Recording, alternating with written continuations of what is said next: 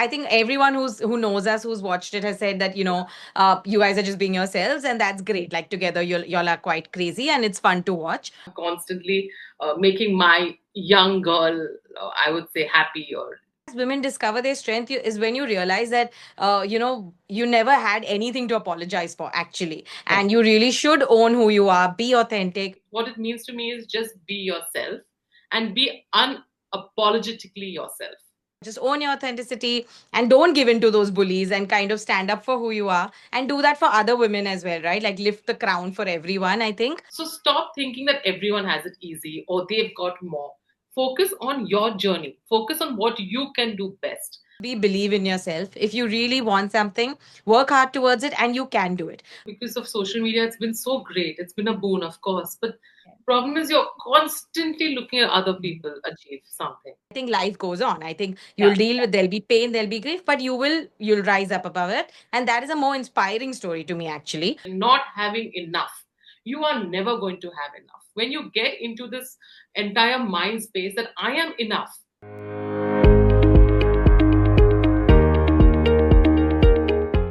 Hi, Kainaz. Hi, Anjali, and welcome to the About Her Show, a show that where we get trailblazing women to share the story of their lives with us. As you already know, Kai, that it is about them getting a platform to talk about themselves, but along with that, they also help us inspire other women. Women who have dreams, ambitions, aspirations, but are not able to, kind of follow them. And now we also have men on the show, men who champion such trailblazing women, because we believe that for a truly gender inclusive world, men and women need to be allies in this journey. Now, as far as the two of you are concerned, the moment I saw what you were doing, of course, your books and all is a different thing. I was like, oh my God, here are these two women who are talking about real women. Not all this fluff and not all this, like the looks and picture perfect and all of that perfect in every possible way. You're talking about real women. And all of us, I think all women can resonate with this. And high time, someone spoke about the real stuff. So kudos to the two of you for doing this. I mean, you've been doing this in the, through your books and now the podcast as well. And well, of course, more about it during the, the question hour session. But a very, very warm welcome to the two of you.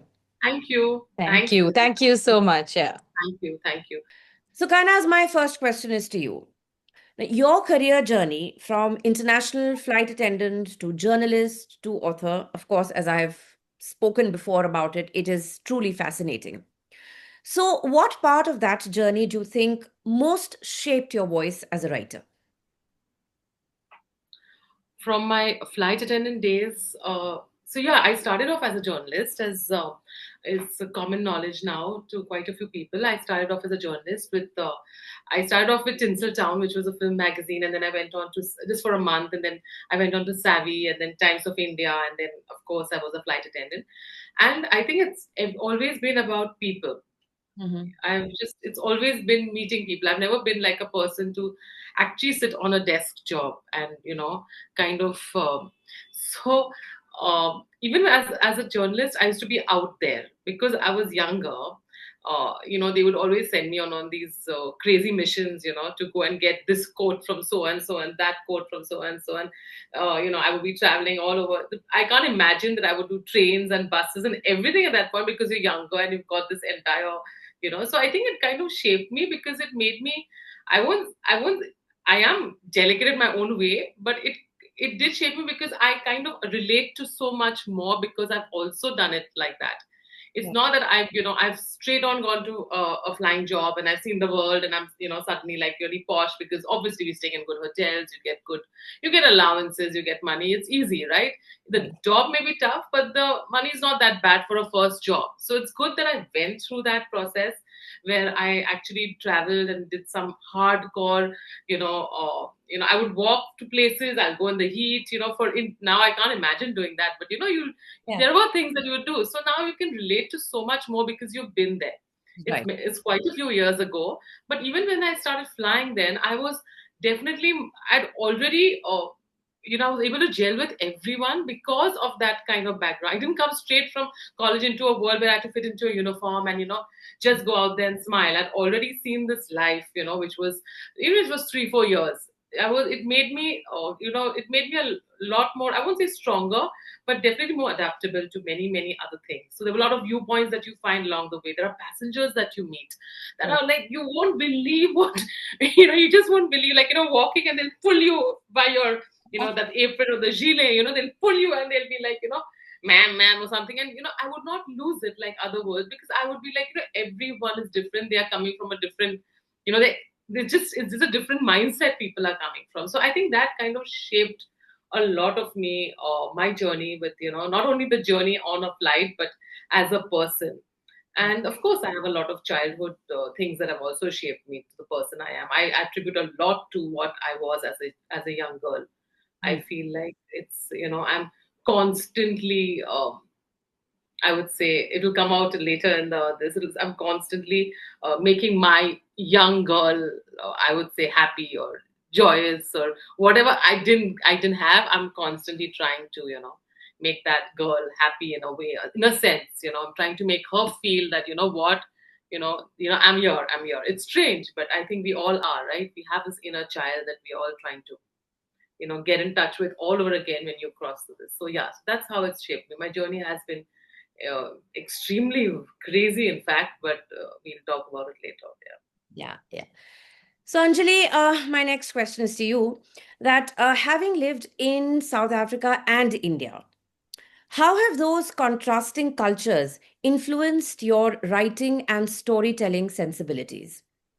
Yeah, I think it's influenced it a lot because I think, when you live internationally, when you live away from your country, you've got to adapt so much, right? So I think what Kainaz was saying, I think for every writer, it is all your life experiences that actually shape you. So I think for me, it was, moving at the age of 13 to South Africa, which was a completely new place. And it's not the easiest place to kind of fit in also because there's so many different race groups. Everyone had different accents. So it was a lot of change. And initially I hated it and I was like, why have my parents brought me here from my comfortable life in Bombay? But now when I look back at it, I'm so glad that I kind of had that experience because again, I think I just learned so much from, just about how to connect with different people. And I think a lot of people generally, when people meet me, they say I'm sunshine. I'm joking. But in general, I think I've learned to kind of connect with different people from different backgrounds because of that. And I think that then, of course, helps you in your writing because you're able to then, write diverse characters. And of course, I draw a lot from my life, my own experiences when I write. So, for example, my book, 19 Till I Die, was about these four students who meet at a university in Canada. And one of the students was from South Africa. And it was because when I was a student in South Africa, I was also an exchange student for 4 months in Canada. So I Mm. kind of drew from that. And the whole point of that book also was that, people can come from different backgrounds and how you kind of still become family and find each other. Because at the base of it, we are as human beings have a lot to connect on instead of, looking at what makes us different. What actually makes us similar was the what I was trying to convey through that book. So yes, I think definitely my living in South Africa, adjusting, adapting, meeting different kinds of people has always helped me through everything that I've done in life, along with the writing. I think just also other jobs and adapting in general. Right, Yeah. right. That's true, actually. Yes. Exposure to different cultures, different experiences does make us more flexible and more adaptive. Yeah.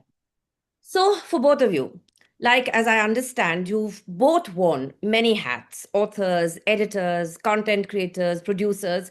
So, was there ever a pivotal moment when you realized that storytelling in some form would be your core calling? I mean, Anjali, you can go first. Yes.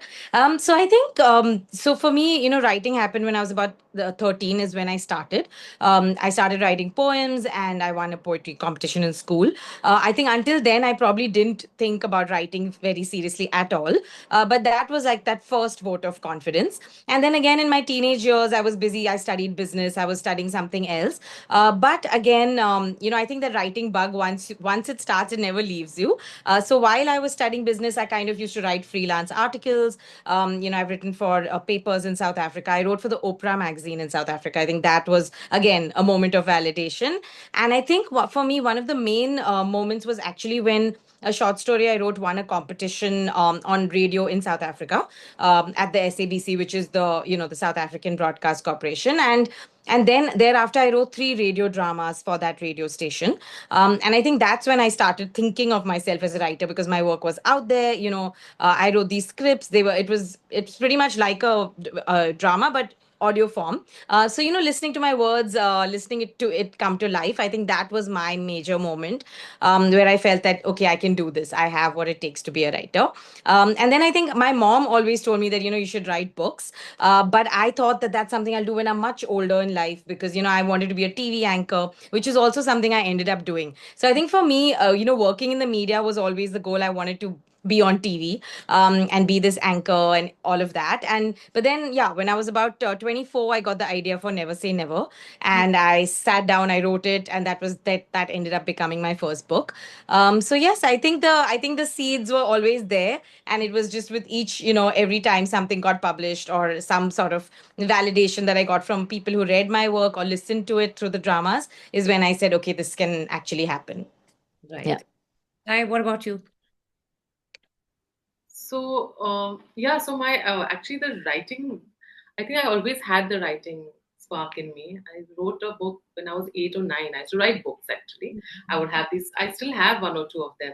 In fact, our literary agent has told me that I want to publish that book, of yours, which you wrote when you were 8 or 9. So Mm-hmm. that was my companion. I would write diaries and I would write books. I was very influenced by Indian Blyton. I think everyone Yeah. somewhere is, at least this generation is, and I would read these books, and of course I would want to make groups of 4 or 5 people going on adventures and exploring places, and it was always in England because Enid Blyton was UK, right? So something like that. So I had written these books when I was 8, 9, 10, and I'm surprised because when I read some stuff, I'm like, oh my god, where did all this come from? So Yeah. I I think hope that you was didn't write erotica at that age. I'm joking, obviously. so I was this happened, and then I think I started writing anyways after college because I was such a hurry to be a journalist, and this idea of just getting out there and being this hot shot, not even hot shot, just like doing that. But my grandma, as we just done a podcast on that. In Mm-hmm. fact, in our podcast, we've spoken about it in one of our reels. She was the center force of my writing. She would say much later that, you started flying, and, but what happened to that dream? She kept asking, what happened to that dream? And she loved reading. She could quote anything from Shakespeare to Kipling. She was just amazing. And those days, no, nothing. What does a parent or a grandmother do? They read. They read these big, thick books, which so she just loved it. She would quote things from here and there, but I think she wanted to read what I wrote. So she's saying, write, at least write so that I can read a new book. Uh, And so then I said, finally, after so many years of flying, and I should have done it much earlier. But when when you're doing another job, which is like, continuous, every week you're going, you're not really, I'll do it, I'll do it, I'll do it. And then, finally I wrote those, my first book, Coffee Days, Champagne Nights. mhm. And that was my first published book outside, and then it happened, and she wasn't there to see it, unfortunately. But I wrote it with her in mind. So once she passed away, then I said, now what is your this? Right. So that's the time when I actually sat and wrote, and I wrote it really quick, which is strange because I would sit in coffee shops and I would be so upset because I was so close to her, like she was a soulmate. And uh, that was my way of, kind of dealing with it. I would say healing, though it was very dark stories, but whatever goes, right? And it became such a good book. It went into reprint. So finally, I think that was my thing. But apart from that, talking about erotic, I used to write for Debonair. I used to write for Playboy, but Yeah. under different names. Oh, Uh, now I didn't know that. See, I'm yeah, learning something new. yeah, darling, yeah. So yeah, I could not. You're just like in your late teens, you don't really write your name, and that in those days, you don't write erotic stuff and put your name on. Hmm. So I would go under this pen name or whatever, really funny, weird name. But I would write, yeah. So that happened, and my family didn't know till they read my in my Yeah. for Devon. When the hell did you write for Devon and Playboy? Hmm. It was a bit later when they were this. So yeah, so that's how my writing journey started, and I Oh, think I can't say these many hats is just The question is the many hats, right? It's like, again, I just love doing things that feel good to me at that moment, that point, and now the new thing is I love making these fun reels because that Mhm. explores a lot of my personality. And again, books are again this much, right? You write a book and then it's there, Yeah. but how much are you going to talk about that book? How much are you going to do with that book? There has to be other stuff around you. You just cannot just be an author and say, what, I'm writing one book in 2 years. Which happens, there are people who do it, but then they really put their 100%, 200%, and maybe they do their. But I like doing multiple things, and I feel Yeah. I deserve to do it after I've worked so hard for decades now. So yeah. So, girls, moving on to your podcast. So, Yes. main character energy. And this is really a compelling name for your podcast. So, what does that phrase actually mean to each one of you personally? Kai, you want to go first? Yeah. Firstly, I want to say thanks a lot, Sangeeta. I've not complimented you because I've been wanting to, but just getting into this whole Zoom thing was this. But thanks a lot for having us, and most importantly, for doing such great work that you are doing. Because yeah, your podcasts have, I think, as you said, it's 3 seasons, and that's a lot and lot of 3 seasons is huge. And how many do you have per season? Quite a few, no? 10. 52. How many? 52. 15. Wow. Oh, Yeah. what? 52 Yes. altogether? That's a lot. No, Okay. it's a weekly thing. So now 104 Wow. episodes in 2 seasons. Wow. That's amazing. I think we're just Wow, getting that's a started. So lot. wow, That is that's just applause. amazing. That's a lot. But Thank that's so much of consistency and so much of drive to do the right thing. And you have to love it. You can't do it otherwise. Yeah, You yeah, can't that do is it otherwise. absolutely right. You can't do Yeah, it if yeah. you don't love it. Yeah, yeah. That's amazing. And I think, as you said, right, like with this main character energy, what it means to us, you've frozen, huh? So, I think you are you know it better. Like also being a woman of substance, woman, a very powerful woman, because anyone who lifts others, who lets other people, who listens to other people without judgments. I think that itself is main character for me. Hmm. So someone who's relatable, I feel that is the most important thing. Someone people should look at you and say, you know what, this is the woman that I would love to be. So whether the person's already a main character in their life or they want to be the main character in their life, that's why we kept this as main character energy. We always write about these women in our books, right? We write about these. I write about strong women. Anjali also writes about women who are, but they're not just strong. They are full of and doesn't have to be something that is completely perfect. You don't have to be one who has it all sorted out. A main character is someone like your protagonist. She's flawed. She's got her problems. She's got her healing to do. She's got a man to get or a man chasing her. She has her friends. But she still puts herself first. Maybe not sometimes, and that's still fine. Yeah, But yeah. just be you. I think that to me, what it means to me is just be yourself and be unapologetically yourself. True, Like, true. that That's could be anything in the world. That could be. It could be sitting at home and doing nothing. But right. still, you're doing it because I am the main character. I'll decide what I want to do with my life. So Right. long as I'm not hurting others, I think that's to me is that. Yeah. Anjali, what about you? Yeah. Yeah, I think just to add to what, so I completely agree with what Kai is saying. And when we were thinking of, what we want to call this podcast, I think the, main character energy stood out for us as a show name because I think for a lot of women, when you're in your 20s, you're still finding yourself. And it's only when you reach your 30s and 40s that you really come into your, who you're meant to be. Mhm. And I think I've had that journey now, being in my like late 30s now without giving my age away. I really feel that change where I really feel that, now can unapologetically be myself. Like I said, there have been mistakes that have happened. I may have messed up, but that's fine. That's, all of that has shaped me, and I am completely comfortable in my skin. So I think in my 20s, there were a lot of insecurities. And now when I look back at certain pictures also, I was like, why? What was the problem? I was so gorgeous. I was so thin. Like, hello, what's wrong with you? But now, in fact, in the 30s, I'm just like, no matter what body shape, no matter what, it's just fine because it is that confidence which also comes from, I think, think just your life experiences, right? Right. Because you just realize that you've been through so much, you've dealt with so much, with your head held high. And I think every woman has that inner strength, which, comes out when life puts you to the test. And in some way or the other, it always does, right? That's just life. So I think as women discover their strength is when you realize that, you never had anything to apologize for, actually. Correct. And you really should own who you are, be authentic. And when you are that authentic, unfiltered self, I think it comes across, people connect. And you're not even doing it to connect, you're just being yourself. So I think that has been my realization in my 30s. And I think that is the tone that we wanted to set for the podcast as well. And as Kai said, I mean, without being preachy, without actually lecturing anyone, because I think everyone kind of, has their own inner moral compass, ground, all of that.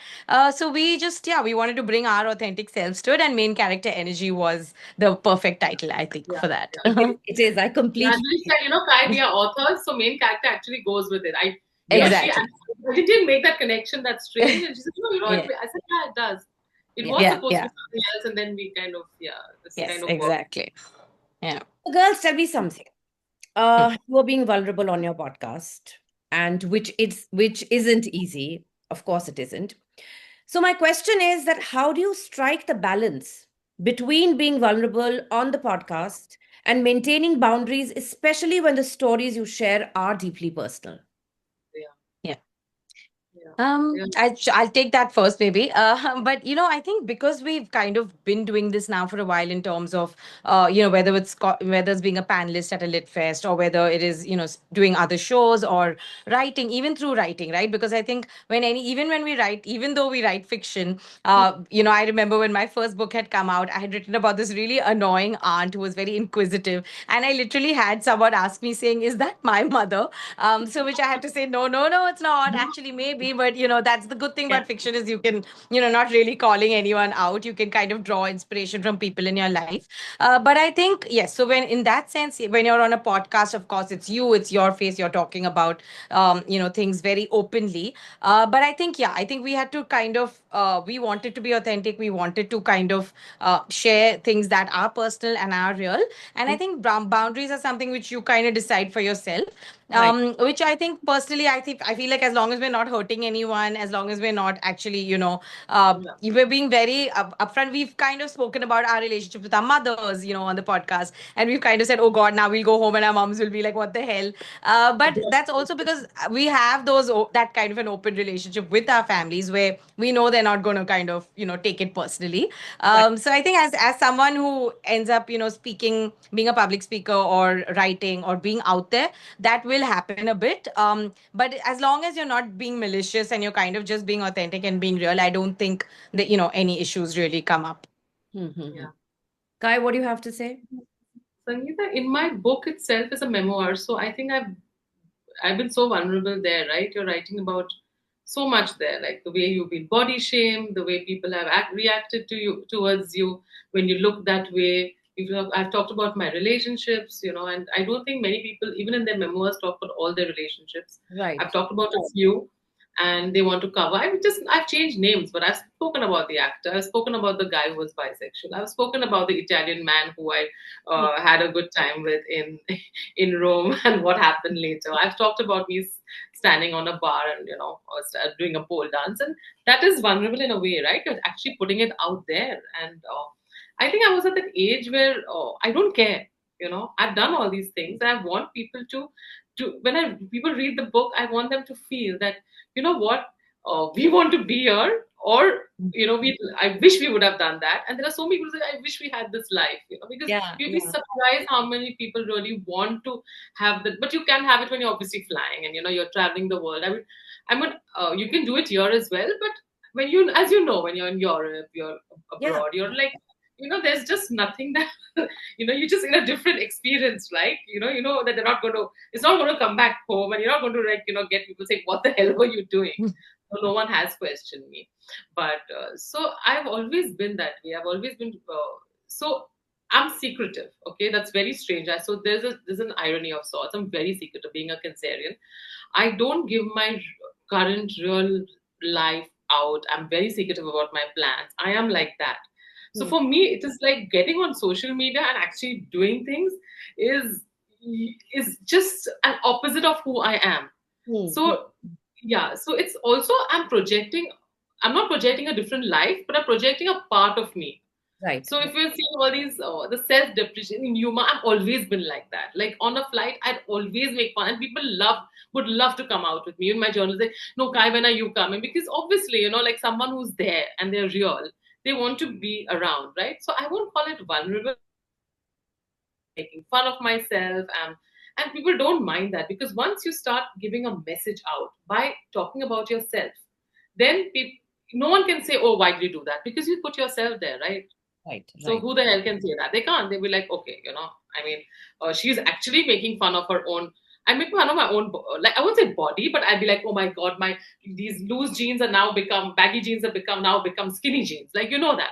Yeah. I mean, that's actually making fun of me, but it's not about others. It's just about me. So I don't think it's vulnerable. At the same time, the boundaries, I don't have a hard time keeping boundaries, because it's right there on my face. Like, like literally, like, get the hell out. Like, I can say that to anyone if I have to. If I So I'm okay with maintaining boundaries. Yeah, I'm okay with that. So that's good. Yeah.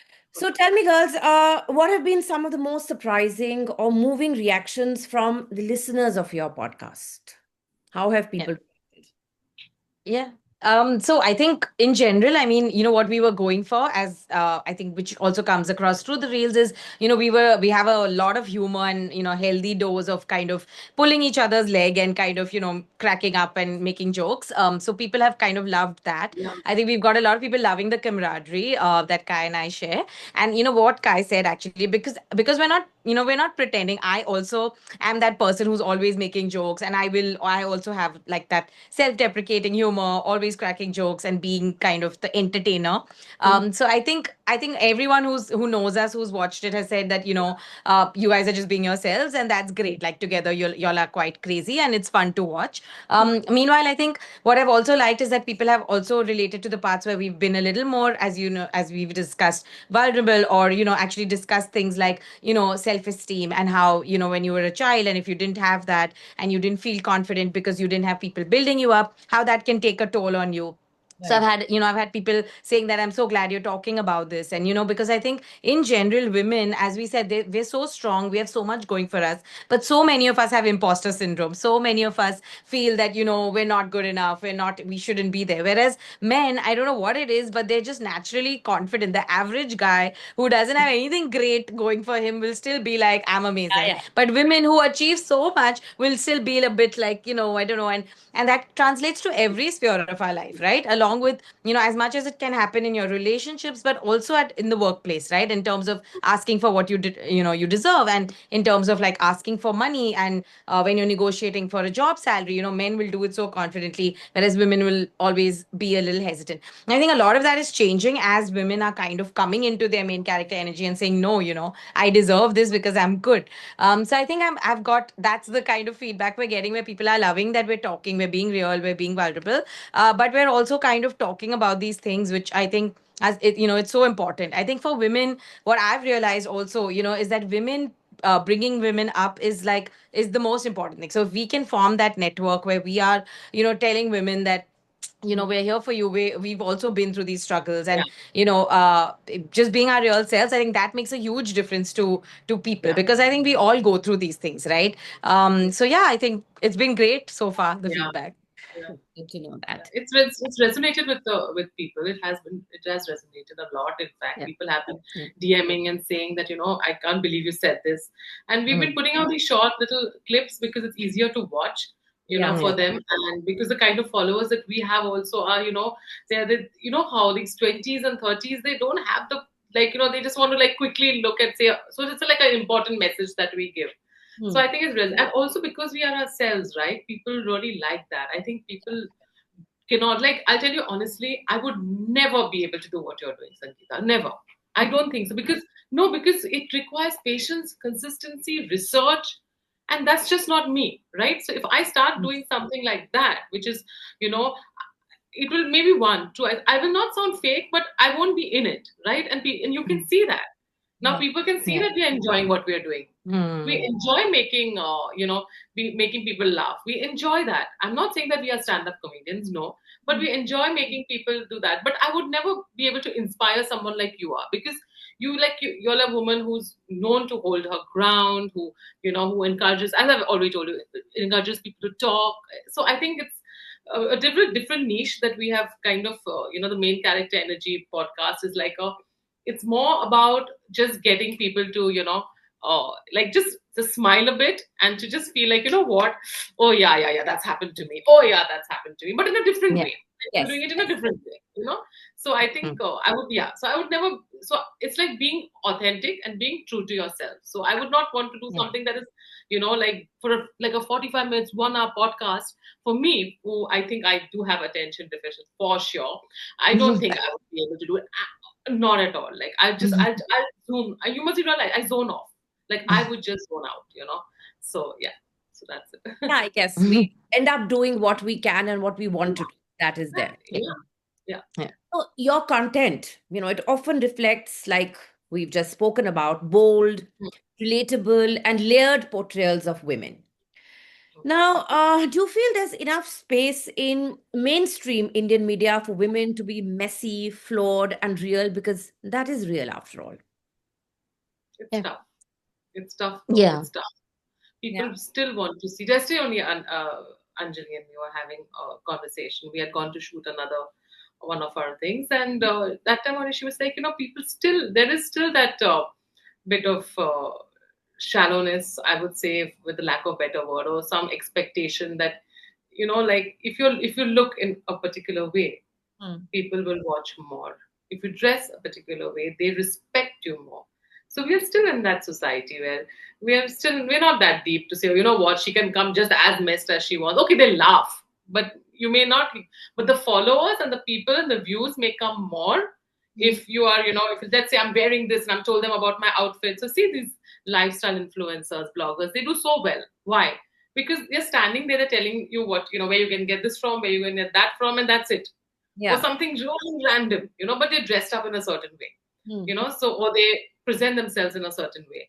So I think we still have, according to me, we still have a long way to go in where women are on media. We just can't, just be there. We have a long way to go, according to me. I think Anjali Yeah. may have something else. Yeah, I mean, I think to a certain, of course, because we were talking about it, and yes, I think our society is very superficial, and when it comes to women, for sure, like I've had even in personal interactions, right? You'll meet someone and they'll be like, and who gives you the right to actually comment on anyone's it? But people I'll have, like, I still remember this. I had delivered my child. It had been probably 6, 7 months since I had delivered my first child, right? And this guy was like, he made fun of like my stomach or something, my weight at that point. We were taking a picture, and then I remember like looking at him and saying, at least I have an excuse. What's your excuse? Like, I just delivered a Yeah, baby. very good. What's your excuse? And I Yeah, shut him up. He didn't have a single thing to say. But that's the thing. I feel like what gives a man a right to actually yeah, comment? I'm no one to you. Like, why I was not, and I really was. It was like a friend of a friend. So I'm like, why did you feel that you could, actually say something about my weight?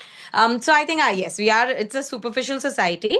But I do feel that there are a lot of women kind of breaking the stereotypes. There are, and even when speaking about influencers, then there are so many of the the plus size influencers who are kind of talking about body positivity, and there is a lot happening. So I think in sort of recent years, I feel like that change has come where people are speaking about it. And but having said that, I still feel like when women are in the public eye, if you see any sort of woman who's successful, who's doing well, you'll still see, when you see those comments, you'll still get so irritated, because it's kind of like nothing a woman does is good enough. Like, you could be the best, you could be a Sania Mirza, and you'll see the comments and people will write rubbish, yeah, about her yeah. divorce or her personal life or Whatever. whatever. And I'm like, Yeah, are you serious? I mean, look at her, she's like such an icon. Like, what is wrong with you? But so I think when it comes to women, people will judge, people have always judged, but it's up to us to kind of, and each of us has a role to play here, where we kind of own our, as we've been talking about, just own your authenticity and don't give in to those bullies, and kind of stand up for who you are, and do that for other women as well, right? Like, lift the crown for everyone, I think. And together, then maybe we'll see more of a change. Absolutely, absolutely. I completely Yeah. agree. That's the way Yeah. to go about it. Yeah. Yeah. Tell me, in your careers, whether in publishing, broadcasting, podcasting, I'm sure you faced a lot of pushback, like we said, for being bold or unfiltered. So how do you respond to that? I mean, I loved what you said about, asking that man that what excuse do you have? Mm, So mm. anything else that you would like to add to it? No, I mean, I think we're already kind of saying what we have to say, through the podcast, as well as through our personal content that we put up on social media, as well as through our books, right? Through our writing. I think that has been our first medium of expressing ourselves. So, with my books as well, it's always a woman protagonist. It's always a woman finding her way in life, and she will be flawed usually. And I always believe that for everyone, actually, it's very true that we have shades of gray, everyone, right? No one is born a saint. So I always I get a little irked by these absolute goody two shoes characters, because I feel like that's not real, it's not realistic also. So I've done that with all my characters, where they will be the protagonist, but they will mess up, they will at some point kiss like an ex, like a best friend's boyfriend maybe, or do something forbidden or something they're not supposed to do, but then go through those feelings of guilt and actually feel bad, and which as any one of us would do who has a conscience, right? So yeah, I think I've done that through my writing, and I'm continuing to do it through the podcast, and I think so is Kai, that we're just kind of showing you that this is what it is to be a woman. I think people should stop kind of having these like crazy expectations from women, which people do. In terms of like, oh, a woman is the perfect woman is one who balances everything perfectly. I think no one is able to balance Yeah, anything yeah. anyway. As for me, I'm a mom, and as a working mom as well. I mean, we do the best we can, but at some point, you're juggling so many balls in there that something may fall at a certain point, and then that's okay. You don't have to beat yourself up about it, as long as your intentions are good and you're kind of trying to make things work. It's okay. And I see that with so many, whether it's my sisters or whether it's my friends. So many amazing women I know that are kind of juggling work, home, relationships, all of that. And I think, yeah, I just think that we're all doing the best we can. So, yeah, we just have to tell people, to anyone who gets in our business, is just like, please leave. You're not paying my bills. Unless you want to pay my bills, then I might listen to what you have to say. Yeah. Yeah, yeah. Kai, you want to add? Yeah, I was thinking about this pushback I got recently. In fact, an author who's also an author, he read my book and he reviewed it, and we know him also. Okay. And he said something. He said, "I'm not happy with the. I'm not. He said, I'm not happy with the way you've written about this." And I'm like, but he wrote a nice review and everything. He just told me on a personal level. Okay. I said, "Matlab not happy, matlab why are you not happy? But it doesn't consider my memoir. It's my life. I'm really happy." Like, so I can answer with fiction, and you told me, what, I don't like the way you wrote this character. Fiction maybe chalo, you give it. But my Hmm. life now, I have to write it that way. So nahin, nahin. Now, girls and all now, women should not have lived this kind of life. I said, but it's already done. Now I can't do much more. But even and then after first he said, "I'm really sorry. I shouldn't have said that." He's saying, but and then I said, "Why, you've never lived?" He's saying, "No, I've lived even more colorful life." So So then, that made me think. I The said, maybe double because standards. Yeah. absolutely. he's not lived. I thought maybe he's not lived. This is so shocking for him. Okay, chalo, wo bhi samjha that people are, they've not had and they're a little shocked. I said, no, I've had. I said, so it was okay for you, but it was not okay for me because I wrote it.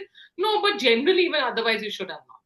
Ah, So that kind of, but again, I mean, I know he must have meant well, because they were like, no, I shouldn't have said that, and blah blah. He made great yeah, review, yeah, but yeah. But still, I felt that in the mind, not only him, there's so many people who must have read it, and another friend of mine who just read it. He's like, how much is fiction? I said, it sounds, I said, no. I said, it's a memoir, so it can't be fiction. I said 70-30. I have changed names. And these things have happened to me. I am most capable of, when in my not in my more younger days, I would say much younger days. I am very capable of walking into like going to a bar or a ship and having a couple of drinks, and then like doing all sorts of crazy things with my friends. This is all real stuff. And yeah, there's so much more which I've not put in, because this book cannot be more than, like, my book is anyways like so thick. So I think that kind of pushback did happen. Of course, I've also had problems with getting in, my first agent, book agent, but that wasn't because I was a woman or anything. He said, "I love your life. It's so exciting." It was the other way around. So Okay. exciting. He was most excited. Mm, So I mm. don't know whether he's excited because he thought that, I'll be in the next book, so I'll sign her. But he was excited with my stories. But when I wrote it, he was like, "No, but I want it this way, that way." Then I changed. Of course, came to our Suhel. And then Suhel obviously loved the story, and he's like, so that kind of pushback can happen the other way around. It's like, I want you because I think, this your life is so great, so I want it. It was not for the right reasons. So Right. these things keep happening, but Sangeeta, thing is that we shouldn't. I feel like, as Anjali also said, and you also know, as we grow older now, all this doesn't matter. It All doesn't this, matter. Yeah, yeah. all this, politics and all this small little pettiness and things like that, you just, there's nothing that matters. What does it matter what you think of me? Right. And, I don't think of you, simple, Simple. and then if I think of you, it's never going to be like in a great way. So just, so I Okay. think it's been good. And I think even once you're older, people don't mess with you. I think the younger lot may have a little bit more because they're not able to defend themselves. I've seen that with my friends. Some of them are so quiet and introverted, and someone says something and walks off. And I'm literally going after and fighting the cause, because I'm like, do you want me to do it for you? I love doing it. It's like, give me a chance now to go and get it, do something. I love doing that. And they're like, no, no, no, please, no drama. We don't want to cause a scene here. Please leave it alone. So Mhm. again, why not? It's not Yeah, about yeah, causing a scene. It's about standing for something that's right yes. and I don't think that one should should just because of peace one should not, like, if somebody, like, I've seen it happening in a restaurant, right? Like, somebody comes and passes a comment on someone, you Mm. don't say anything back. That's not correct. So Right. I think you have to know where to place your Calling it out and basically. yeah. Yeah. From all these experiences and considering that you are women who speak your minds, what advice would you give to younger women who are trying to find and hold space for their voices, especially in the creative industry? What would you like to say to them? Yeah. So I'll go first. I think, as cliched as it may sound, I think, believe in yourself. It's like it's just the most important thing, because I think, I remember when I had written my first book as well. I knew while you're writing, you kind of know, it's a good story. I was enjoying it, and I wanted to write a book that I would enjoy reading as a reader. So that's what I did. And so I knew it. Somewhere along, I knew it's good. I knew it deserved to be out there. But I had a similar, like, not a similar story as Kai, but I had an agent who kind of read it, didn't like it so much, told me that, I don't think this will work. And I remember it really affecting me and me thinking, oh my God, like, maybe I'm not meant to be a writer and this won't happen. But I'm so glad I didn't actually, take those words to heart. And I moped about for a bit, and then I was like, no, I have to try with other people. And from that time, I sent it out, and literally within a month, it got picked up by my publisher, and within a few months, the book was out as well. So yeah, I just think, and so if I had to tell even my younger self now, it would just be believe in yourself. If you really want something, work hard towards it, and you can do it. So I think there are two steps to it. Don't also, like, there's a popular saying, and we all use it a lot, which is delulu is the silulu, which is that if you have, they say that in life, if you have a certain amount of delusion, you can actually achieve anything you want. And while that is true, I think it is good to have that much belief in yourself, but then also work towards it. Don't actually think that, I'm going to become a best-selling author, I'm going to become best-selling whatever, I will become an actor, I'll do this, but I won't do the work towards it. Then that won't happen, right? So it both need to go together. So I think to the younger women, I would just say, work hard, do what you have to do, get your work out there, and grab opportunities. Don't wait for things to fall into your lap, because I think we've had to do that every step of the way. If you wait for people to come to you, that's not going to happen. You have to go after things you want. So find a way. There are always ways, and I think social media has made it that much easier actually to connect with people, through LinkedIn, through whatever it is. Reach out and make things happen for yourself. So I think, yeah, I think work hard, make things happen, believe in yourself. That's what I would say. Okay, all right. Kai, what about Yeah. you?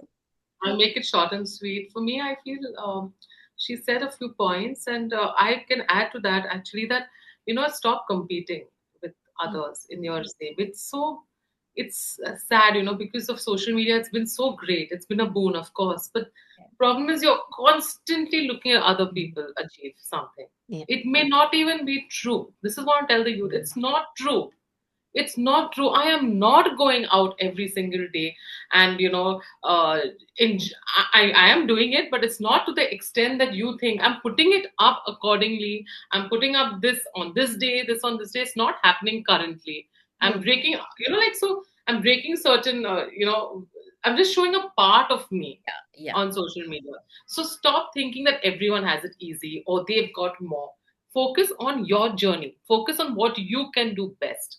That is most important. I know an author who started doing similar reels as mine. I blocked her. We don't know her, so I'm not. It's not someone that we know. It's someone who few years ago, the similar reels. Then there's something she would come and say, "Oh, lucky, yeah, you went here," and I'm like, "What is going on?" And she would do something similar, or she would contact. So then she would look at my list and contacting those people. So these things happen when Yeah. you get into this circle of envy, jealousy, competition, not having enough.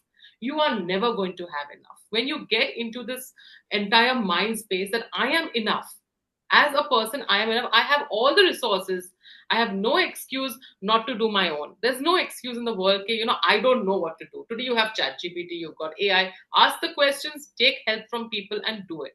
So for me, I feel like there's the younger, the girls, the women especially.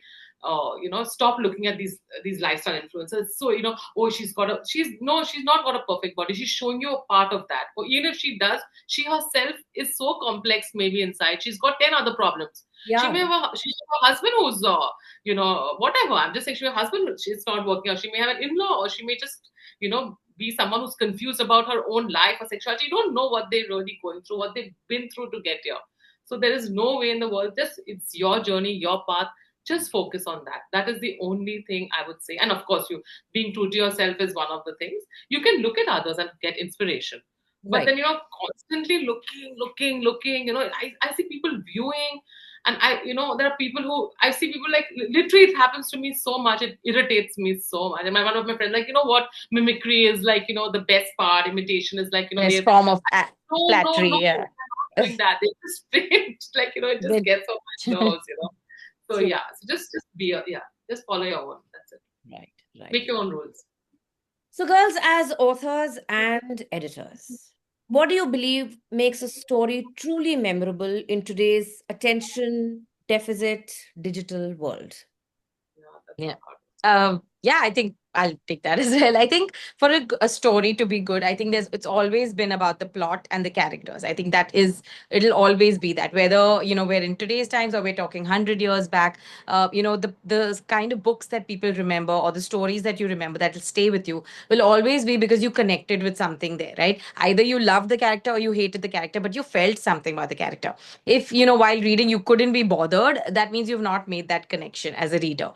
So I think for me, especially when I'm writing, it's always important that like my character, who is my character, especially the protagonist, needs to be this character that people will relate with, people will kind of like and connect with.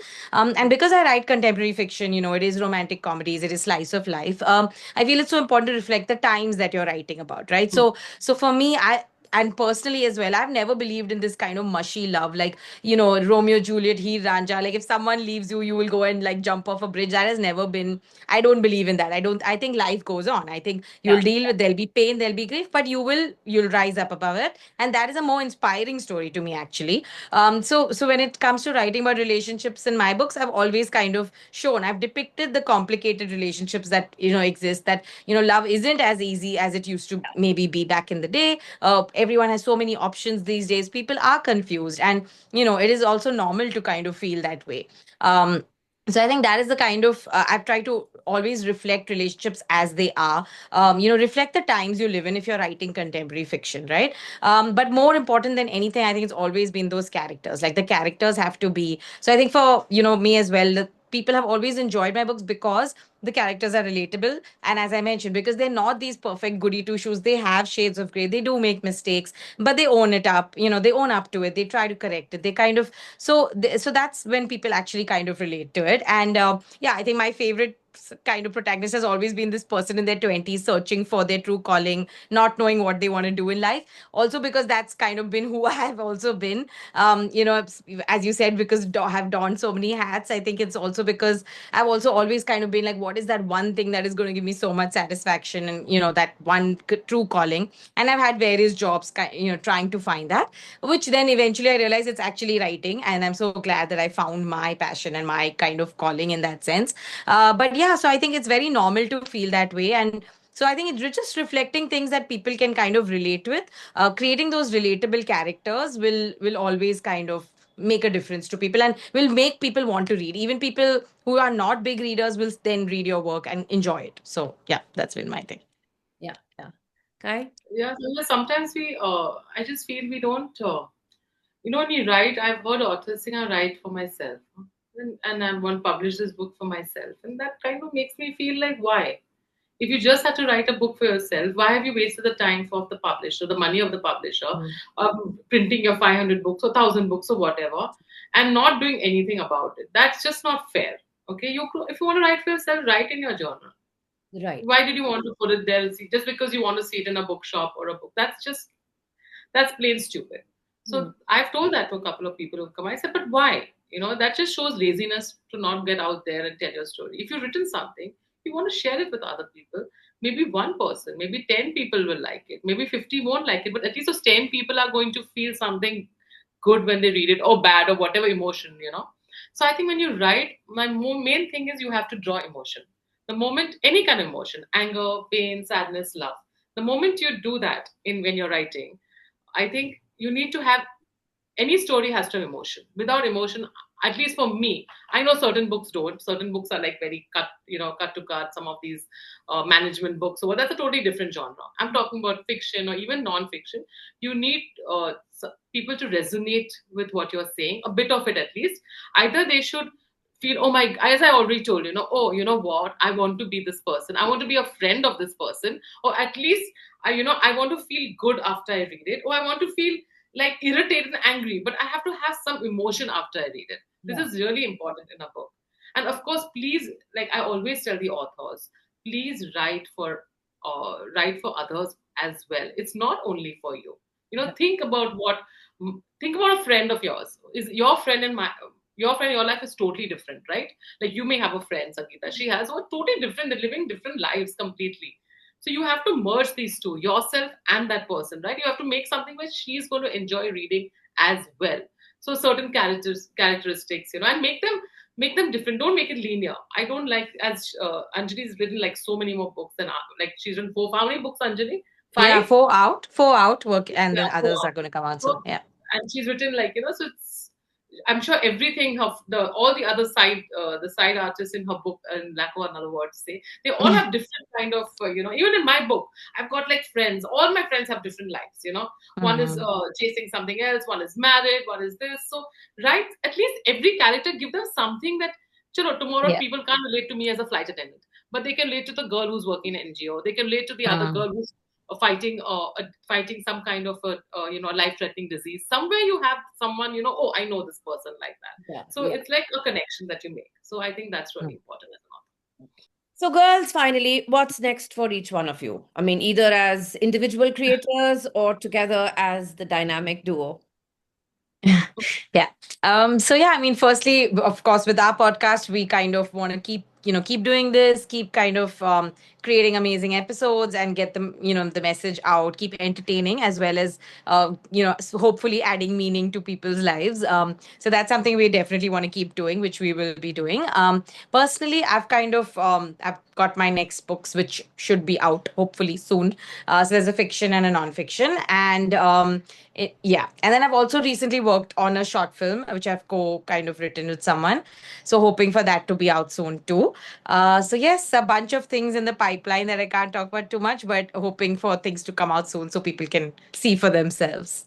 Yeah. Great, great. So, all the best to you. Thank you. Kai, what about you? Yeah, so this podcast has been enjoyable, something different. I used to do a celebrity talk show host, but this is different, right? It was like Yeah. I was to interview them. Now it's two of us. So it's without a guest. We're just like, bantering about our life and sharing experiences. So I'm looking forward to this, really, getting out there and creating an impact that's needed too. At the bottom line of all this is hoping that people have, Yeah. when they watch, they feel, something, they enjoy it and they feel good about Mm. themselves. That is my bottom line for anything. Whatever I post, I Mm. feel, someone laughed, someone smiled, and if they didn't smile or laugh, it's okay. It's not something that is too heavy. Right. Uh, Mm. so my next book, yeah, Mistress of Destiny, it's with Om Books, Mhm. and of course I can talk about it because we've already announced it. And hopefully this year, let's see what happens. Okay. We'll have to, but that's another. It's a fiction, but it's for women and their lives, and it's it's it's very hard to write about four women in their mid 30s and having and their lives, and four, like, oh my god, imagine four lead characters. Hmm. It's tough. I never thought I could be an author who can write a continued story, except of course children's story that I wrote. I'm a short story person, but apparently short stories don't really supposedly works as well as the longer ones. So I kind of have written this.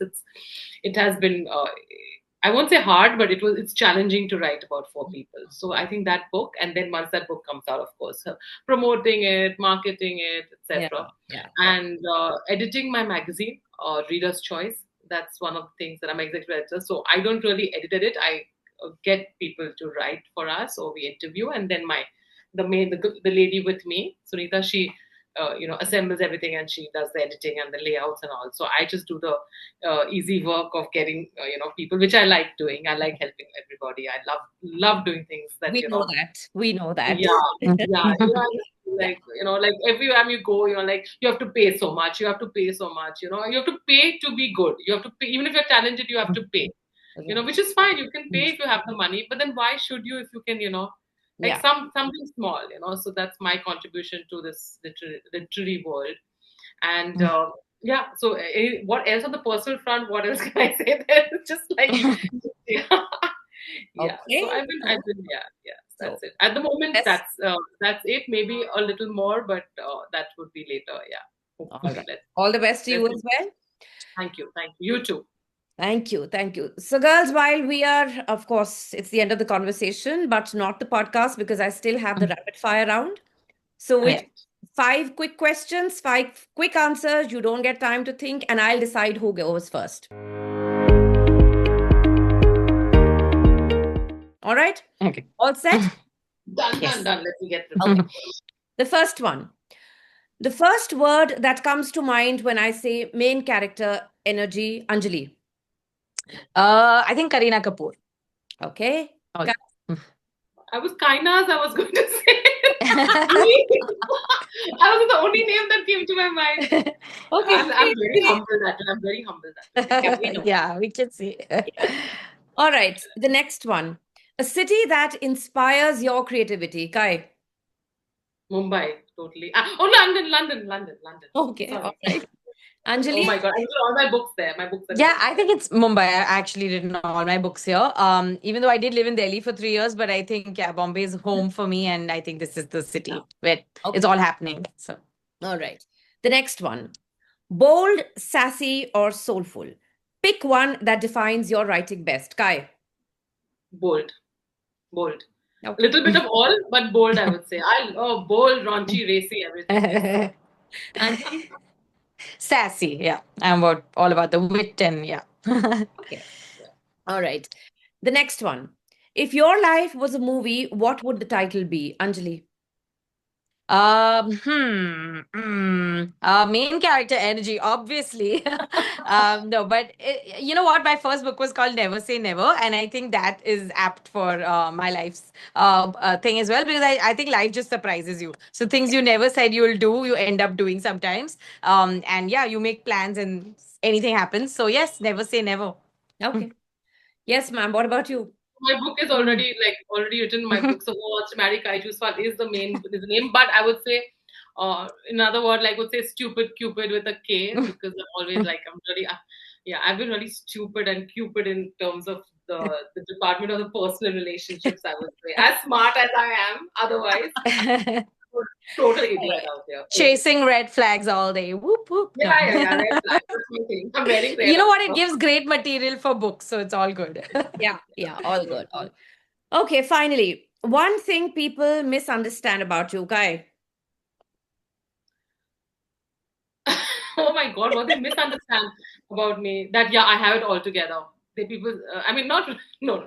They think that I have it all together in terms of my work and I'm doing so much and everything, but that's a misunderstanding.